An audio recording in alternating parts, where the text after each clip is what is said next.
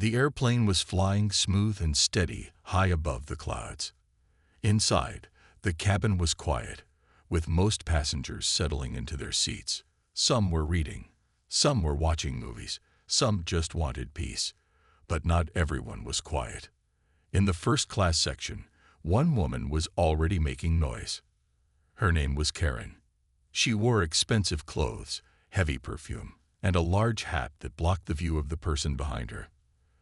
From the moment she boarded, Karen acted like she owned the plane. She pushed her suitcase into the overhead bin without helping others. She waved at the flight attendants like they were her servants. "This seat is too small," she said loudly as she sat down in 3B. "I paid for luxury, not a flying shoebox." Other passengers glanced at her. Some rolled their eyes, but Karen didn't care.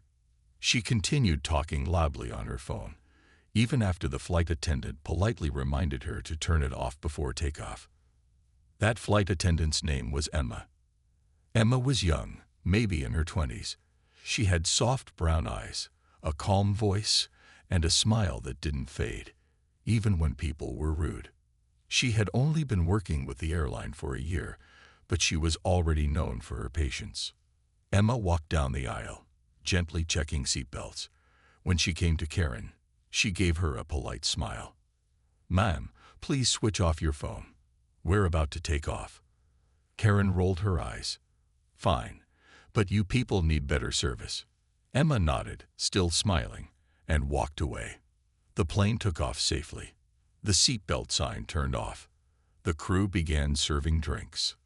Emma came back to first class with a tray. "Would you like something to drink, ma'am?" she asked Karen. Karen leaned back. "Finally. Bring me sparkling water with lemon. Not too cold." Emma nodded and handed her the drink. But as Karen reached out, the cup tilted. A few drops spilled, just a few, on Karen's designer scarf. Karen froze. She looked down at the wet spot. "You stupid girl," she shouted. Emma's face went pale. "I'm sorry, ma'am. It was an accident. Let me help." Karen didn't let her finish. With one quick motion, she raised her hand and slapped Emma across the cheek. The sound echoed through the cabin. Passengers gasped. One man dropped his book. A woman pulled off her headphones. Even a child sitting nearby stopped chewing her candy. Emma took a step back. Her hand went to her cheek. Her eyes were wide, not just from the pain, but from the shock. No one moved, not even the other crew members. For a few seconds, the whole airplane was silent. Karen sat back in her seat, proud. She crossed her arms and smirked. "That's what happens when you mess up my drink," she said. "Maybe next time you'll learn." Emma didn't cry. She didn't shout. She just stood there, holding her cheek. Then she slowly turned and walked toward the back of the plane. The other crew members rushed to her. "Emma, are you okay?" one of them whispered. Emma nodded slowly, her voice shaking. "Tell the captain." The crew member's eyes widened. "Are you sure?" Emma nodded again. "Tell him exactly what happened." Back in the first-class section, Karen leaned back and sipped her drink. She looked around, noticing that people were still staring at her. "What?" she said loudly. She was rude. "I was just teaching her a lesson." A man 2 rows down whispered to his wife, "That woman hit a flight attendant, and she thinks nothing will happen."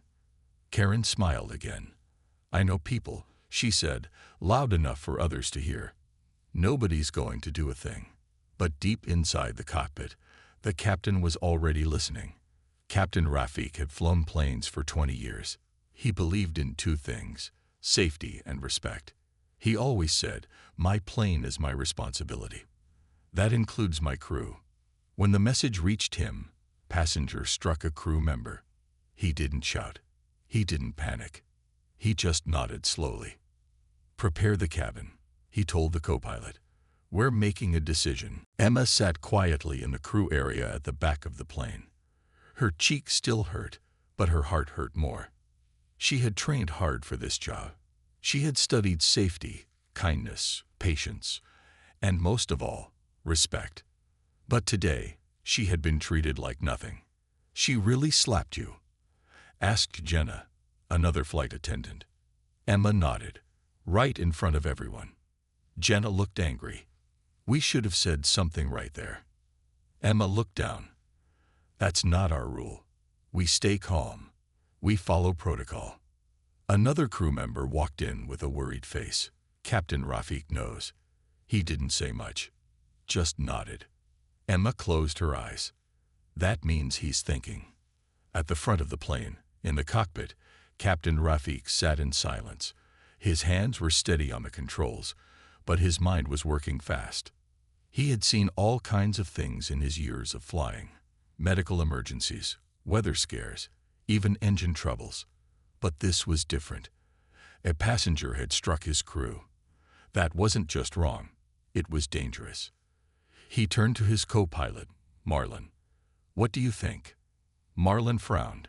"If we let this go, she'll think it's okay. And the crew will feel unsafe." Captain Rafik looked out the window. "We don't fly with fear, not for passengers, not for staff." He picked up the phone connected to the cabin. Back in the crew area, the phone rang. Jenna picked it up.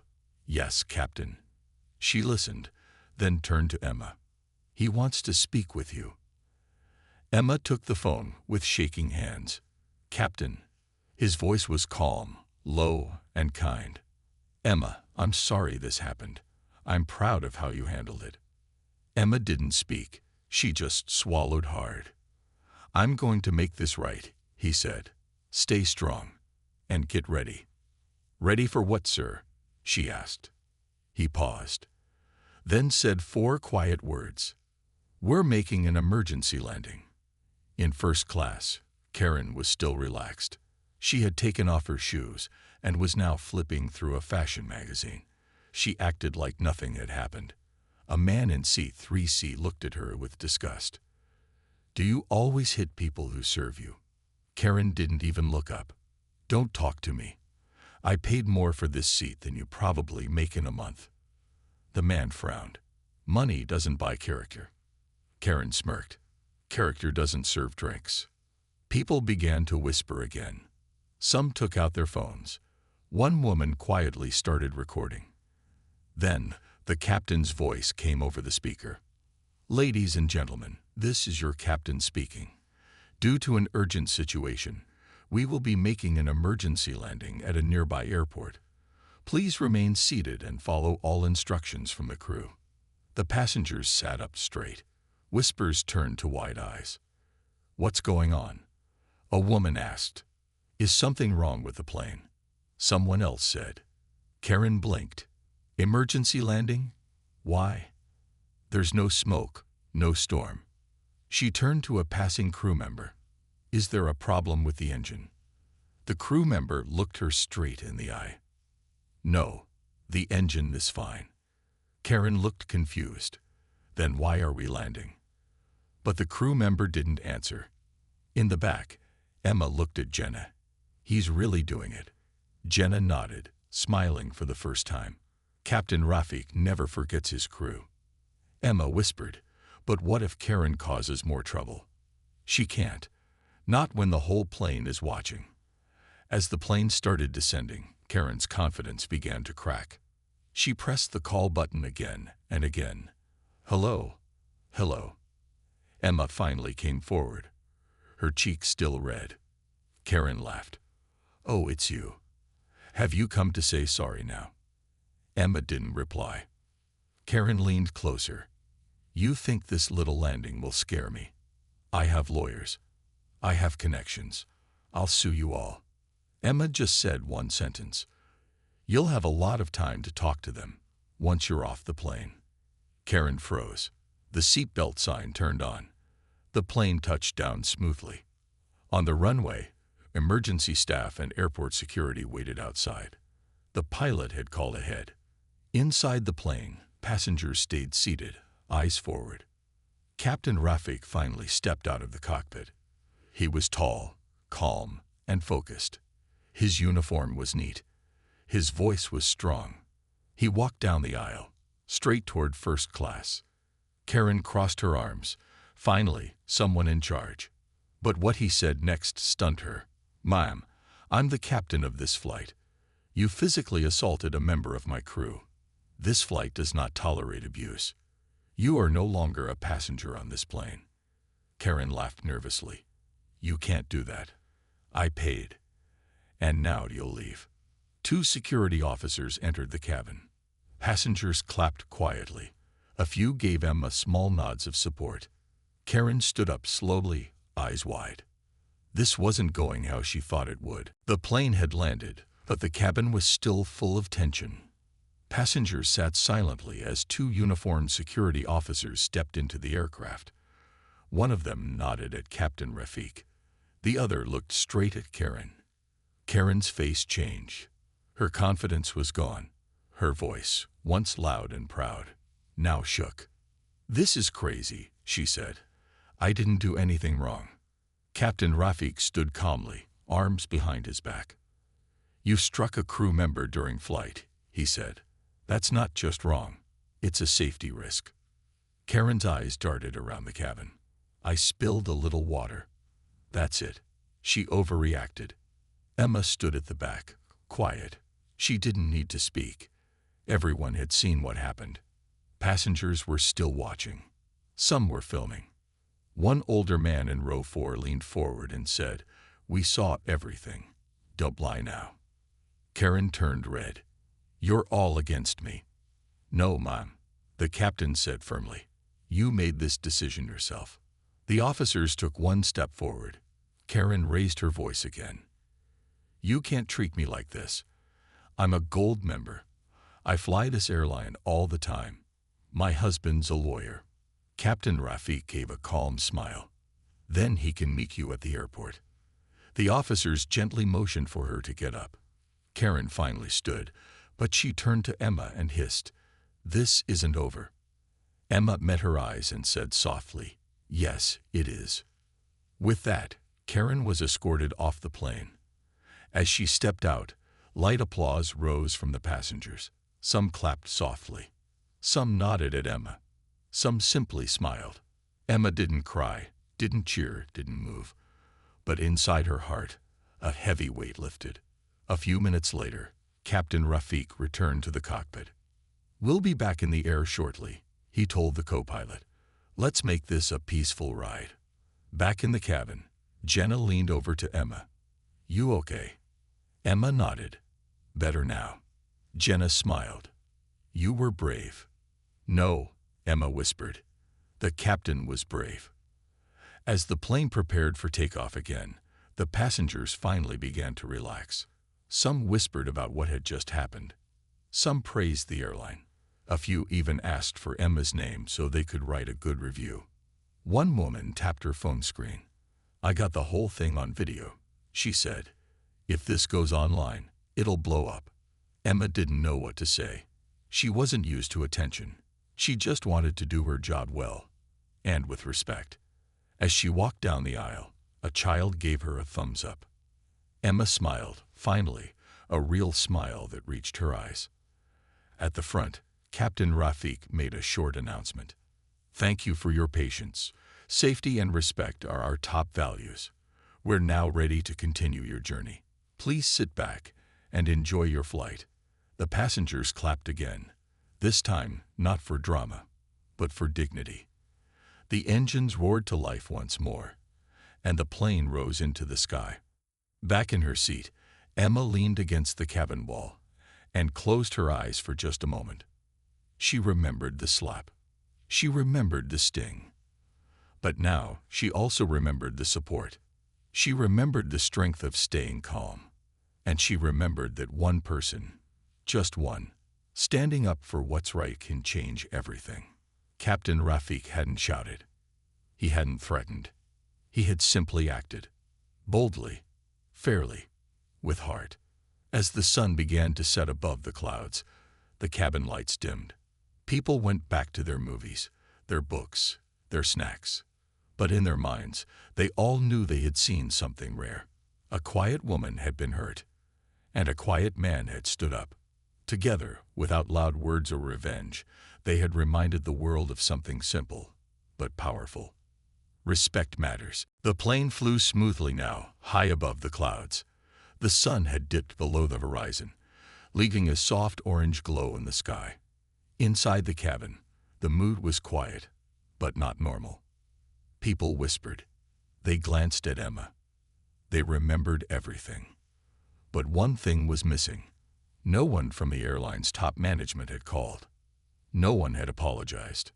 No one had checked on Emma's cheek or her feelings. And that silence was louder than Karen's slap. Emma finished handing out drinks. Her hands were steady, but her heart wasn't. The captain had done the right thing. The passengers had shown support, but where was the company?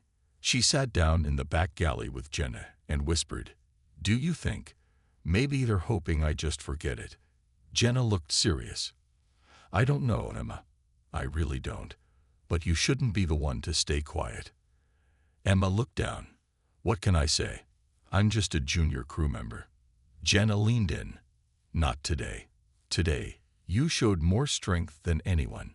You don't have to be loud, but you don't have to disappear either." Meanwhile, in a fancy office far away, a man in a suit sat watching his email. It was Mr. Darren, a senior manager at the airline. His phone buzzed.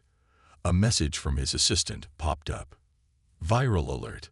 Flight 728 video is trending." He clicked the link. The video showed Karen yelling. Then it showed her slap Emma. Then Captain Rafiq's voice came on. Firm, calm, final. And then, applause. The video already had 1.6 million views. Mr. Darren swore under his breath. "This doesn't look good." Back on the plane, Captain Rafiq was still flying steady. He glanced down at the navigation screen, then picked up the phone to call the cabin. "Emma," he said gently. "I'm here, Captain. I just wanted to say thank you. You handled yourself with great dignity." Emma smiled slightly. "Thank you, sir. You gave me the courage." There was a pause. "Has anyone from HQ called you yet?" he asked. Emma shook her head, even though he couldn't see. "No, sir. Nothing." Captain Rafiq sighed, not surprised. "But don't worry. I'll speak up when we land." A few hours later, the plane touched down at its final destination. As the passengers got up to leave, several of them paused to thank Emma. Some gave her quiet notes. One woman even left a small flower wrapped in tissue. Emma held it gently. She was touched, but the silence from the airline still hurt. Later that evening, Emma was sitting alone in her tiny apartment. The flight was over, but her thoughts weren't. She scrolled through her phone and saw the video had crossed 3 million views. Comments poured in. "That flight attendant deserves an award. Captain Rafiq is a legend. Why hasn't the airline apologized?" She stared at that last comment. It echoed in her mind. She opened her email. Still no message. She opened her voicemail. Nothing. She even checked the airline app. No alert. No press release. In the morning, she wore her uniform again. Eyes were on her at the airport. Some crew members had seen the video. Some nodded at her. A few clapped her on the back. But higher-ups, still nothing. Then, while walking to her gate, she was stopped. A young man in a suit, with a badge that read Public Relations Assistant, waved her down. "Hi, are you Emma?" "Yes," she said slowly. "We just wanted to let you know. We're preparing a statement. The company will respond soon." Emma blinked. "That's it." The man smiled awkwardly. "Yes, just hang in there." He turned and walked away. Emma stood there for a moment. No apology. No direct message. Just a statement coming soon. She sighed and kept walking. That afternoon, a quiet storm was building online. News outlets started picking up the story. Bloggers wrote articles titled, "Airline Hero Silenced." The slap heard around the sky, and the silence that followed. Why is this flight attendant still waiting for an apology? People weren't just talking about Karen anymore. They were talking about the company and how it had failed to do the simplest thing: say sorry. In the cockpit before his next flight, Captain Rafik called his supervisor. "We need to do better," he said firmly. "Emma should not feel alone. If the company stays quiet, the people won't." The supervisor hesitated. "We're drafting a press statement." Captain Rafik replied, "Not good enough. We need to show her she matters, not just in public, but in private too." Emma sat alone in the break room, sipping coffee. Her phone buzzed. Still no apology. Still no message. But a text from an unknown number popped up. "Hi Emma. You don't know me. I'm Maya, Karen's daughter. I saw the video. I just wanted to say, I'm sorry for what my mom did. You didn't deserve that." Emma stared at the message. The company hadn't spoken, but the daughter of the woman who slapped her had. She smiled quietly. Sometimes, the people who owe you an apology won't give it, but sometimes the most unexpected people will. Emma never wanted to be famous. She just wanted to serve tea, help passengers, and land safely. But now, her face was everywhere. The video of Karen slapping her had crossed 6 million views. News channels played it on repeat. Headlines ran with bold titles. "Flight attendant attacked. Still no apology. Where is the airline's response?" Captain Rafik praised. Emma left waiting. Emma sat at home, watching it all in silence. Her phone buzzed every few seconds. Messages from strangers, support from passengers, even emails from reporters. But from the airline, still nothing. One morning, Jenna called her. "Emma, turn on Channel 5. Emma grabbed the remote. There she was, on the screen. A famous news anchor was interviewing Captain Rafik. "Captain, how did you feel in that moment?" Captain Rafik answered calmly, "I did what any leader should do. Protect the crew. Maintain order. Show respect." The anchor nodded. "And has the airline apologized to Emma?" The captain paused. "Not yet. And that disappoints me." That one line shook the internet. "Not yet. And that disappoints me." People clipped it, posted it, shared it. Suddenly, the spotlight turned directly to the airline. By the afternoon, hashtags were trending. Hashtag apologize to Emma. Hashtag West End with Flight 728. Hashtag respect the crew. Even celebrities started speaking out. One actor tweeted, "If someone slapped my staff and I stayed silent, I'd be ashamed." At airline name, do better. Another singer posted on Instagram, "We love Emma. We love Captain Rafik. Do what's right." Emma read the messages in disbelief. She never asked for any of this. But now, the world had her back. Meanwhile, inside the airline's headquarters, panic spread like wildfire. PR teams scrambled. Meetings were called. Senior executives yelled at each other in glass rooms. "Why haven't we responded?" one asked. "We were trying to calm things down quietly," another snapped. "Well, now it's everywhere. We look heartless." Someone suggested posting a short statement, but a bold voice cut in. It was Maya, Karen's daughter. She had arrived at the office with something to say. "I think I can help," she said, holding up her phone. Earlier that day, Maya had sent Emma a private apology. But now she wanted to go further. "My mom was wrong.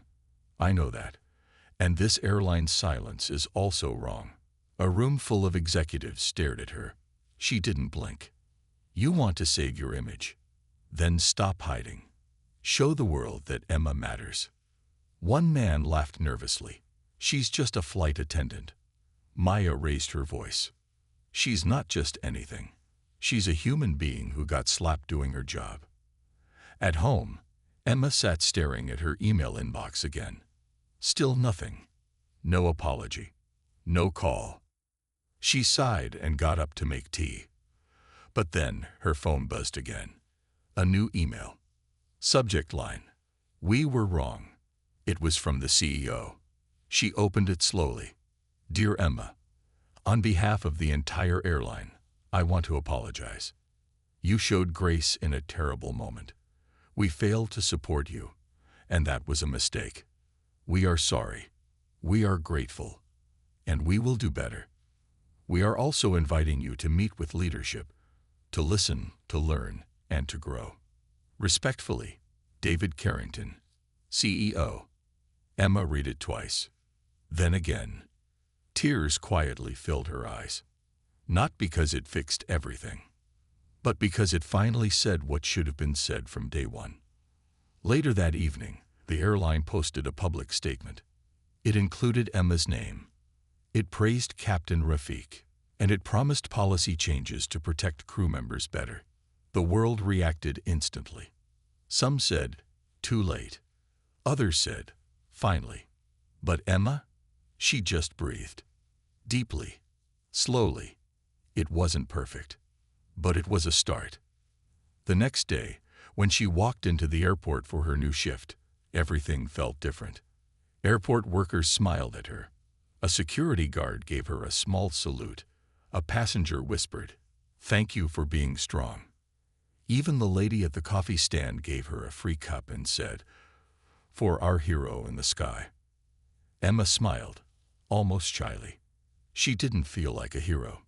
But maybe she was someone who stood tall in a moment that mattered. She boarded her next flight. She walked down the aisle. Same uniform, same job. But this time, the world was watching. And finally, they saw her. 3 days after the public apology, Emma received a strange envelope at her door. It was cream-colored with gold edges. No logo, just her name in handwriting. Inside was a single card. It read, "Emma, we would like to meet you. A real meeting. Not behind cameras. Not just for PR. We want to listen. Sincerely, the board of directors." Emma stared at the card for a long time. Was this real? The next morning, a black car pulled up in front of her small apartment. A driver stepped out and opened the door. "Miss Emma, I've been asked to bring you to headquarters." She took a deep breath, grabbed her simple purse, and got in. As the car drove through the busy city streets, Emma looked out the window, her heart racing. She wasn't used to meetings with CEOs or directors. She wasn't used to any kind of spotlight. But she wasn't afraid. When she entered the building, people looked up from their desks. Some smiled. Some stood. They had all seen the video. They all knew her now. A kind assistant led her to the top floor, the boardroom. A long table, big chairs, suits everywhere. Emma stood at the doorway, quietly. Then the CEO stood up. "Emma," he said gently, "please come in. We owe you more than words." She walked in and sat at the head of the table, across from the CEO, David Carrington. To her surprise, Captain Rafiq was also there. He smiled proudly at her, and beside him sat Maya, the woman who had stood up to her own mother. David spoke first. "We're not here to ask for your silence, or to fix our image." He looked her in the eye. "We're here because you showed us something powerful. You reminded us of the people behind the uniform." Emma didn't say much at first. She listened. They asked about her experience, her feelings, the days after the incident. And slowly, she opened up. "I felt alone at first," she said softly. The silence from the company hurt more than the slap. That line made some in the room lower their heads. Captain Rafiq nodded slowly, supporting her with his steady presence. Then Maya spoke. "I know my mother caused this, and I've apologized. But I don't want to stop there." Everyone turned to her. She continued, "We want to start something called the Sky Respect Program." Emma raised an eyebrow. Maya explained, "It will train staff and passengers in respect, dignity, conflict handling. And your voice, Emma, would help lead it." Emma was quiet. "You want me to help run a program?" David nodded. "You won hearts without trying. Imagine what you could do if you led with your heart and your story." Emma looked down at her hands. She had never seen herself as a leader, just a helper, a worker. But maybe, just maybe, this was her moment to rise. That evening, Emma sat at her kitchen table with a cup of tea. The day had been long, emotional, and overwhelming. But something had changed. She wasn't just a face in a viral video anymore. She was becoming a voice. Her phone buzzed. A message from Captain Rafik. Proud of you today. We're lucky to have you. Sky respect will change lives. She smiled. Then, a message from Maya. People will listen to you, Emma, and I'll stand beside you. She felt tears in her eyes, but this time, they were happy ones. 2 weeks later, the airline launched Sky Respect publicly.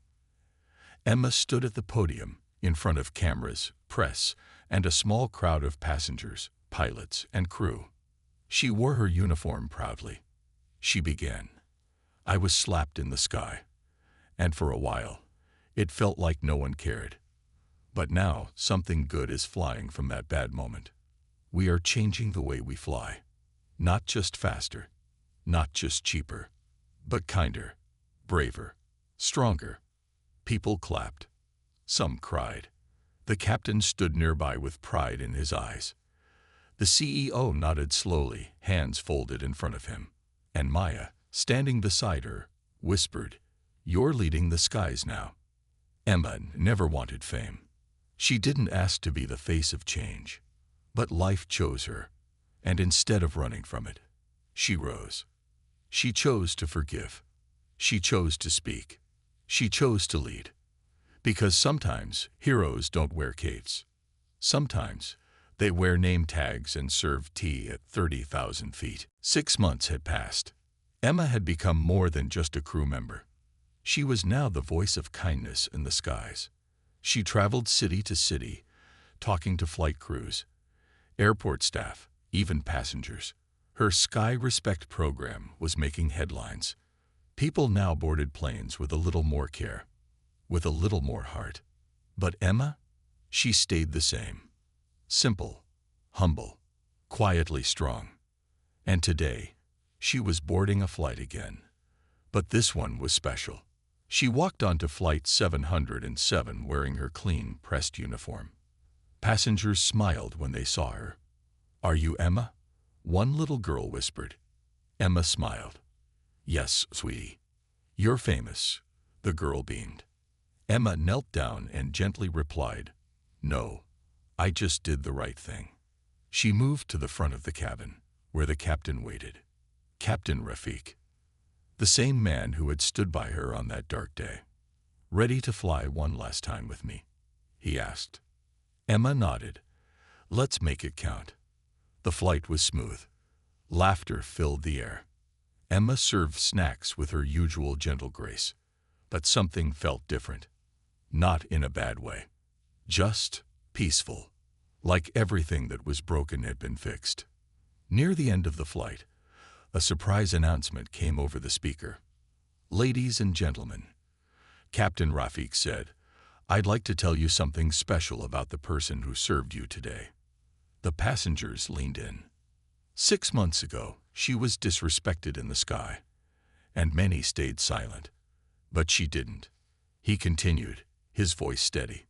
She turned pain into purpose, and now our airline is better because of her.